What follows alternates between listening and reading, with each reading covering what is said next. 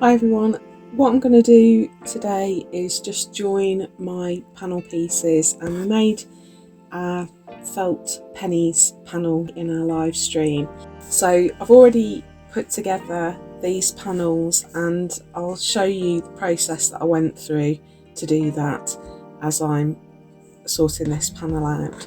The first thing I need to do is trim this panel down, and I use the grid markers on this to help me keep it square. So this is my top edge and this is my right hand edge. I've just turned it round so that I can cut it safely, because I don't want to put my ruler on top there because there are beads and buttons and things that are going to get in my way and the ruler is going to rock about. So I'm just going to line up with my grid, and I'm going to use my 1/2 centimetre marker on my ruler to just take a 1/2 centimetre off that top edge. And this is the edge that's going to join to my green panel, so I'm going to take 1/2 centimetre off there as well.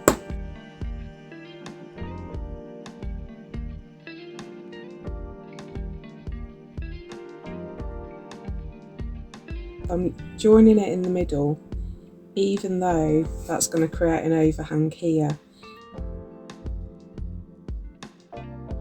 Pin that there.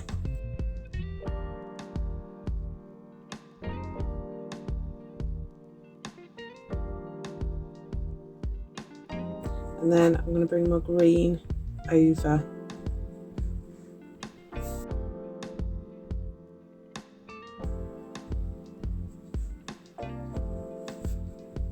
So my red's going over my blue and my green's going over my red, and that way my overlaps are always going to the right. So the blue overlaps the orange overlaps the green over the red, and the red over the blue. And I just get quite a nice looking finish to my page. Just got a bit of normal sewing cotton here, and I'm going to start from the centre out. So I'm just going to go down this green edge, and you might be able to see here I've just running stitched this with tiny running stitches just to hold it in place, because my decorative stitching that I'll put over the top isn't really what's holding the page together. It's these stitches that are. I find it too difficult to create embroidery whilst also trying to hold parts of a page together.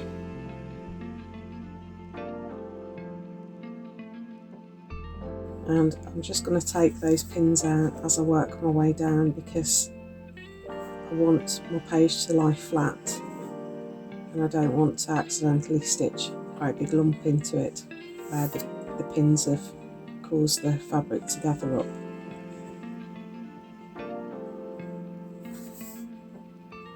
So I'm just using my thumb and my fingers underneath to smooth it out as I'm going along, just to make sure it's nice and even.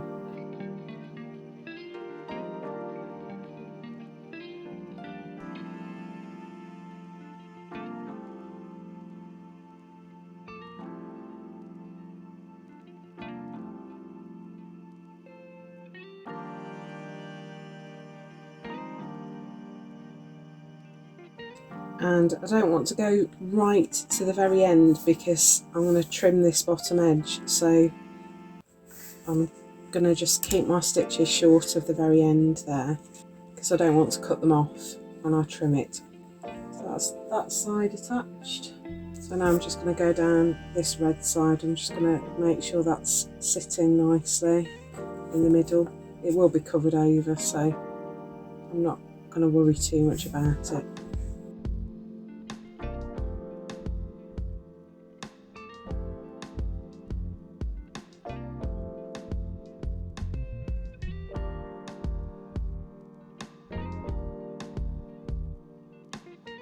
Okay, so that's all the panels attached together.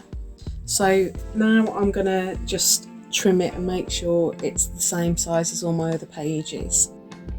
So I'm going to bring in my January page because the others have got some bulk to them.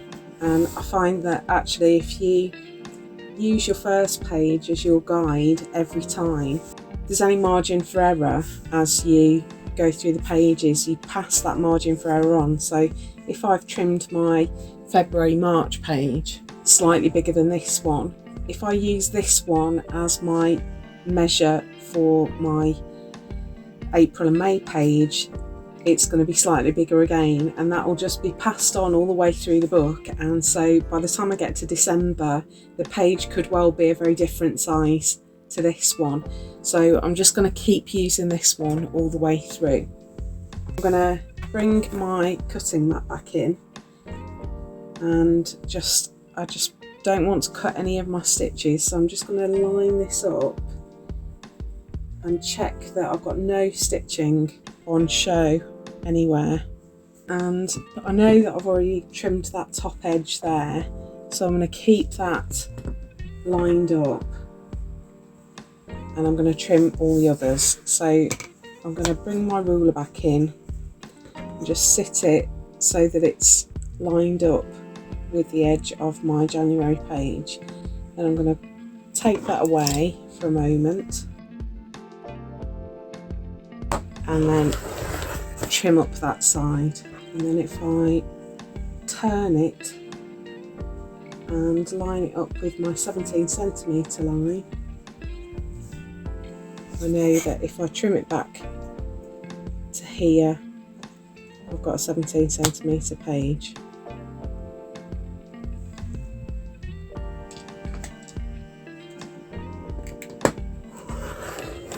And this process squares it off as well, so you get a really nice neat finish to your page. Now again, I'm going to line this one up, and I think it should be 17cm because I've already trimmed that top and the bottom edge lines up. So that's my page square now, so it fits.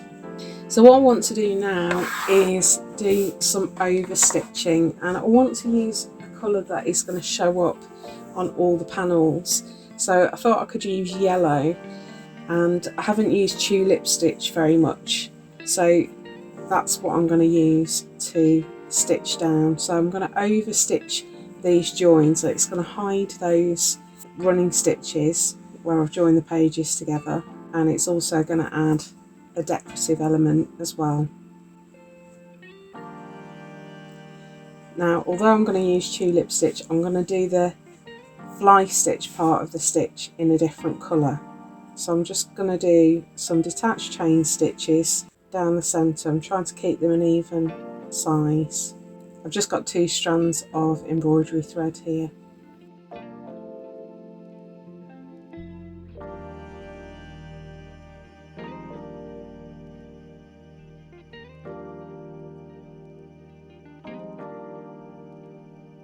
And I thought it might be nice to put something like the magenta that I've been using. I've used it here and there, so I've used it down here and I used it on this panel as well. So I thought I would do my fly stitch part in a different colour just to keep it really bright. And I think I'm going to do a double fly stitch as well there, just so that it stands out a bit better.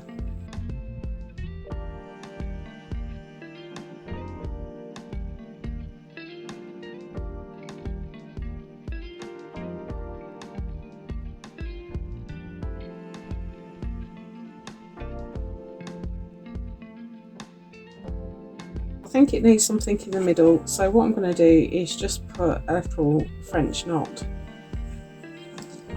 just in between each of the tulip stitches, just to sort of add a little bit of something else.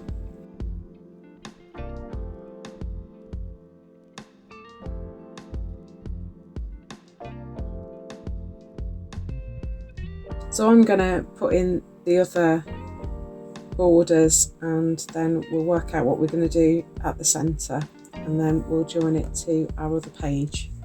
So here's our panel all put together, and I've added in my little decorative stitches down the middle.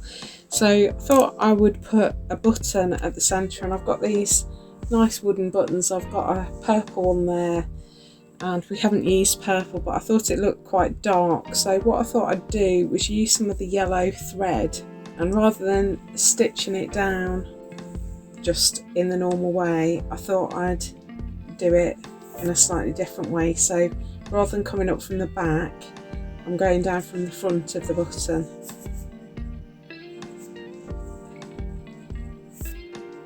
And I'm going to tie a knot, and I'm going to do that a couple of times because it's quite thin. I'm only using 2 strands, so it's just what was left in my needle,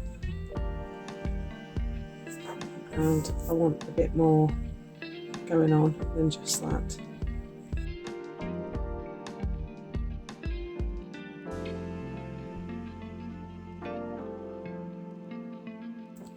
I think once more should do it.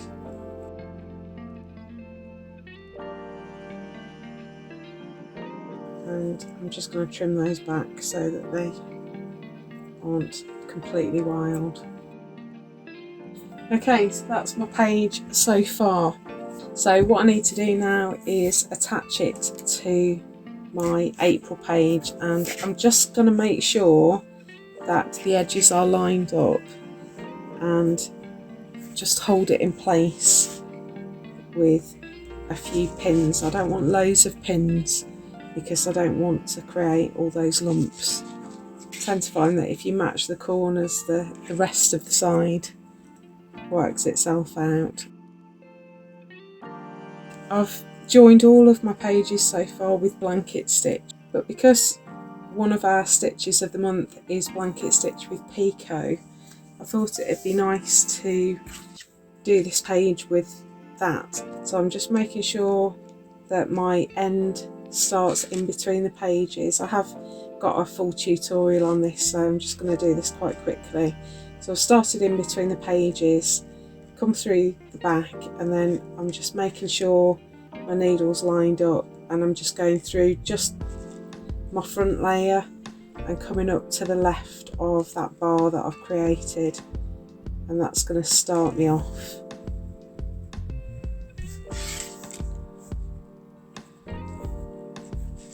So blanket stitch with picot, you make your blanket stitch. Again, I've got a whole tutorial. May stitches of the month video shows you how to do this. So I'm just going to take my needle over, my thread over the needle 3 times and hold that in place and pull through. And then I'm going to go underneath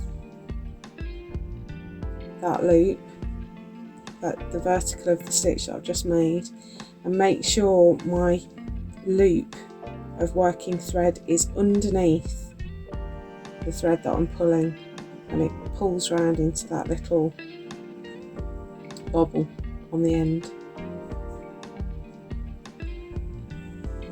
So again, form a blanket stitch over the needle. So you want to make sure those wraps are slid down right to the edge where the right angle is as you pull through, and then underneath the vertical of the stitch, and just make sure I pass that through the loop of working thread, and then it'll come round and form a little bubble. So I'll just carry on and show you how I'm going to handle this bit here, because obviously we've got that tab to work our way around.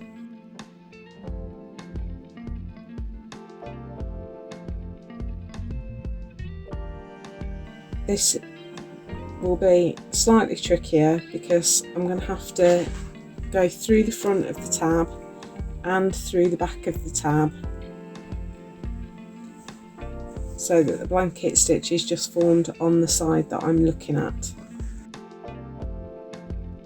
Okay, so I've worked my way all along that edge, so what I need to do is go back in and make a sort of false blanket stitch on this side. So I'm just going to go back underneath each vertical stitch and make a loop around it, and that's just going to create the appearance of blanket stitch on the back there.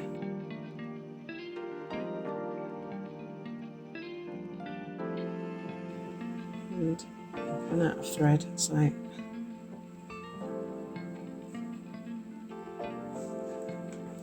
we hide our ends by going through and just coming out somewhere